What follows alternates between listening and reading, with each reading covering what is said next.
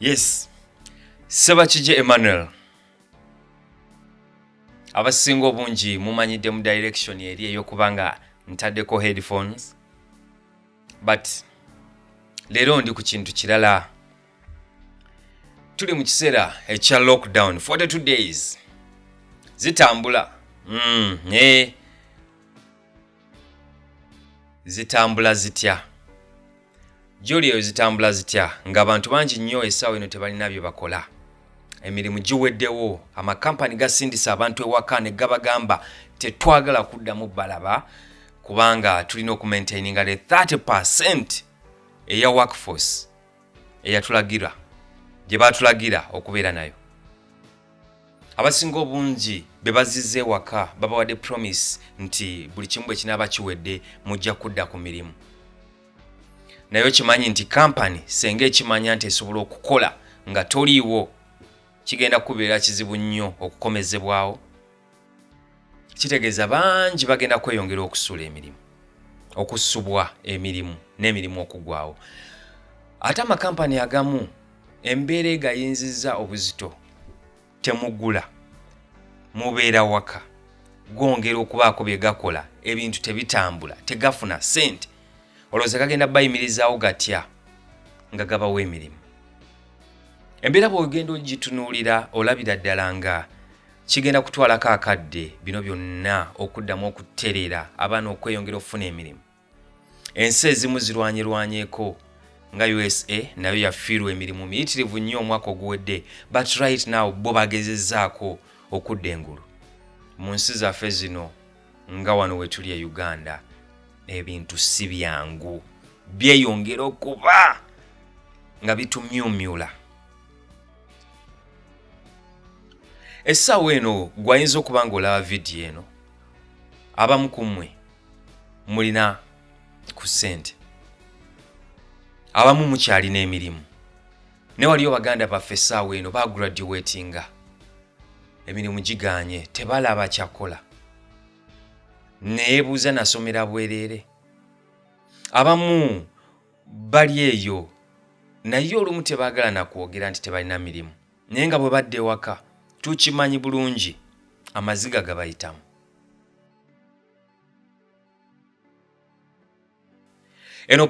Eno vidiyo sigikoledde bantu mikwano gyange abali eyo nga mulina mmwe ku ssente mulinawo. Sigikoledde bantu balina mirimu. Sigikoledde bantu bali bulungi. Ngikoledde mikwano gyange abasomye bavudde ku university naye tebalina mirimu. Bavudde mu bifo eby'enjawulo, mu institutions ez'enjawulo tebalina mirimu. Banoonya emirimu here and there naye n'emirimu tegirabika kubanga n'abandi gituwadde basibiddwa, bali waka tebasobola kukola. Amaduuka magale ne bwe nandibadde nnoonya omulimu ogw'okukola mu boutique nzigale mu kibuga. What do you do when things get to this point? Ebintu bisatu. Ekisooka nkusaba gwe wenna gy'oli. Bw'oba gwe Angela, nkusaba Facebook eno ogulewo page eyitibwa Angela Collections. I'm just giving this as an example, but we can do a lot more. Angela Collections. Bw'oba olina passion mu ngatto, casual shoes, sneakers, ngenda kukusaba ng'omaze okugulawo page Angela Collections, genda mu kibuga wakati tunoonye ba wholesalers abasuubuza engatto ezo. Twogere nabo. Yeno time gw'omwana agenzeko mu ssomero, osomedde ku mubzi, osomedde wa yonna gy'osomedde Kyambogo, manyi osomeseddwa kye bayita communication skills. There is a reason lwaki communication skills wali ozisoma. Now, how can you talk to wholesalers to believe what you are telling them? Nti ogenda kozesa emikutu gyo egya social media okuba ngo attracting sales and you want them to either give you a commission, which can be a secondary thing, but the first thing would be bakuwe engatto ku mitwalo gyonna gye bakuwa egya wholesale. Then bw'oba ogenda oteekayo engatto ezo ku mukutu gwo ogwa Angela Collections, you add a profit margin. For example, bwe bakuwa engatto ku mitwalo 7, sneak ennungi ku platform yo Angela Collections ogiteekeyo nga ya mitwalo 10. Emitwalo 3 gino gye tubaza chances are high ogenda funa abantu abali attracted to that product, abamu bagenda ku inboxinga, they will get your number, they will WhatsApp you and they want that shoe. What do you do if they are bargaining?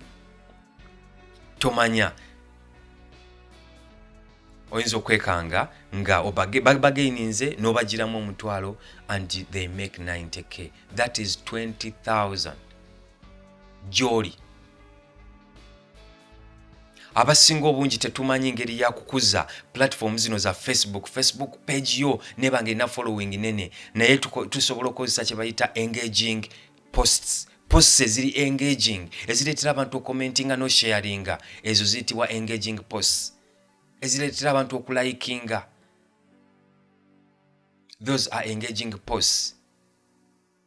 Zirina okuba entertaining sometimes, zirina okubeera funny, zirina okubeera nga zitriggeringa emotions ez'omuntu alaba. Those are things we can talk about. Nsobola ebyokuleeta, you can inbox me personally or privately and we talk about that. Ngeri ki gy'osobola okukola page yo nebeera nga attracting a following faster. Engaging posts oyinza zikola otya?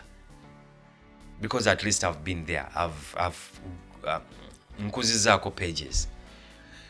But kyenjagala okuterawo olunaku olwaleero nti you can use social media eya Zuckerberg eno yennyini n'obanga ogikozesa naawe okubenefitinga. Oyinza okubeera eyo onoonya mulimu gwa boutique, nkubuulidde boutique right now mu kibuga. Weebuuze ssente mmeka abaana bakola mu boutique ze bafuna. Nafuna omukisa luli okuzimanyaako entono, si everywhere, but abamu aninga wagguluko abalala wansi ddala. Social media, olina platform ya Facebook tugitandise Angela Collections. Jukira olinayo ka platform koko badde okozesa ku TikTok, olina Instagram, account, olina WhatsApp. Nti ne ku status yennyini ya WhatsApp osobola oteekayo product and people will approach you for that product if it is nice, if it is attractive enough. What are you using social media for? Think about it. Nze oyinza okwebuuza abitugamba ebyo yali abikozeeko, nze nali mpostinzeeko product z'omuntu nga nfuna commission. Na postinga post embwet nenfuna commission up to actually even recently omuntu oyo yennyini gwe na postingira yampeereza commission nga ngamba nti waliwo omuntu yaze n'agula product naye agamba mbu yalaba posti yo. So Angela Collections ogitandise, share the images, the photographs, biki ebyengatto zino. Tobeera na wholesale omu, genda n'abalala yogera nabo. Obeera ba wholesalers bana abakuwa products ennungi ezo ngatto, but jukira is collections. You can even add bags ez'abakyala. We start from there. Ojja kwetegereza nti ku social media, ku Facebook right now, abantu abatunda ebintu bino batono nnyo abalina following esusse 15,000 mu Uganda wano. Gwebuze lwaki naye nga abatunda eyo downtown, abatunda yuwa bangi. Instead of you being in somebody's shop for 10 hours in a day, can't you concentrate on your page? Can you concentrate on these platforms? Yona gyolina accounts and market something kyomanyi nti ofunamu ate ng'oli waka, ng'oli in your comfort zone. Not comfort zone is a wrong word to use. Nenga at the comfort of your place, of your home. By using just a phone or a computer in case you have one. That is what we can do. Bw'oba tosobola funa ba wholesalers right now olw'embeera egenda maaso, you can grow this page such that olumala these lockdowns zino nga ziweddewo, then you can approach the wholesalers and boom. Ekintu kino kirungi because kirungi naye kyetaaga hard work. You have nga bw'obeera ku mulimu gwonna, you put in the work, you put in the energy. Ozuka ku machango kimanyi nkolerera platform yange Angela Collections. Today I need followers 50 and you will get them when you're determined.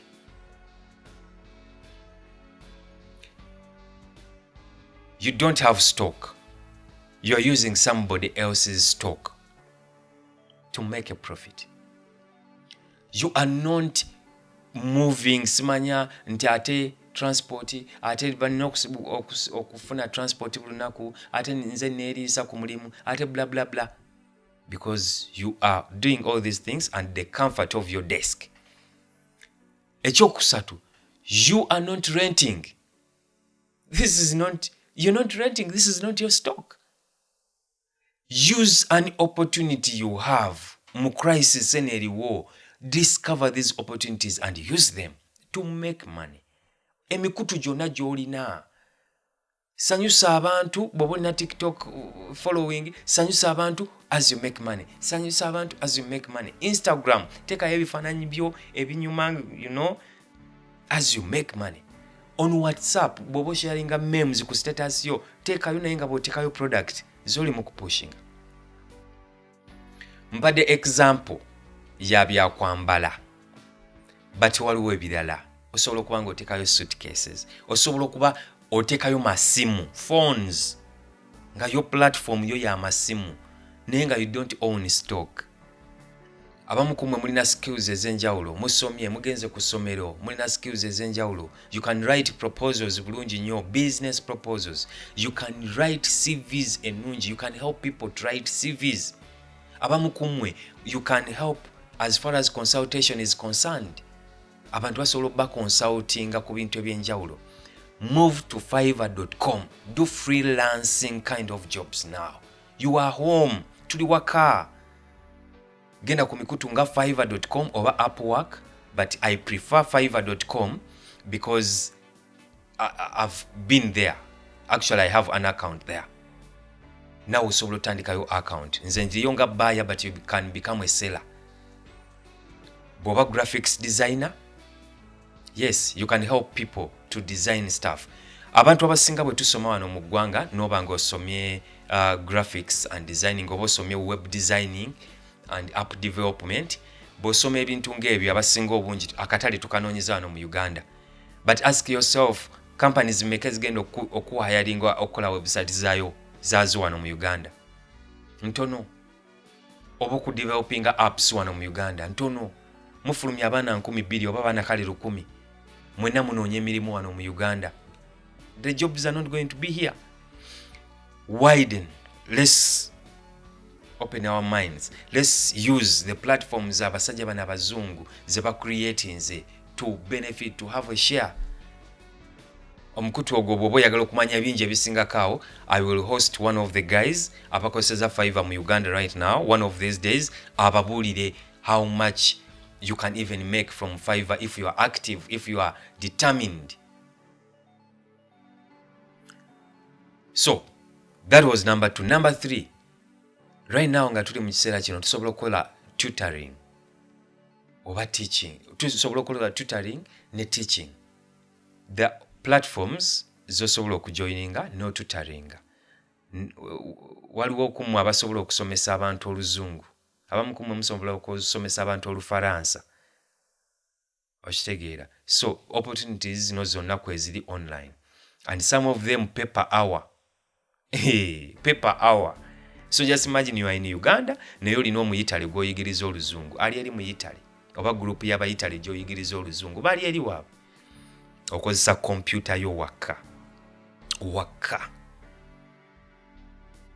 So, think about it. Think about these things. Mu lockdown eno nga mutuli weebuze kiki okozesa platforms ez'oku internet. Bw'olina kyoyagala okwongera okumanya on some of these, sibirambuludde nnyo because I wanted just to give you something ekisobola okugula your mind, to think outside the box, to forget about the jobs zetugenda okulwanira wano mu Uganda. Not even our government nti egenda kusobola otuyamba wano wetulaga tugenda kwebereramu omuntu sekinoomu nogamba no ku internet kuno what kind of information do I feed mu bwongo bwange. You feed your mind with a lot of negativity, you will never be productive. You feed your mind with quality and positive information, trust me, you're going to change your life.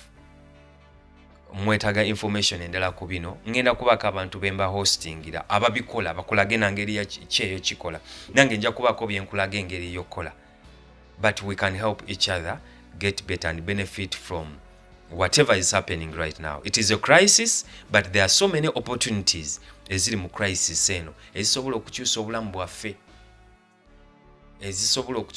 bwaffe. My name is Sebachije Emmanuel. Thank you. May God bless you.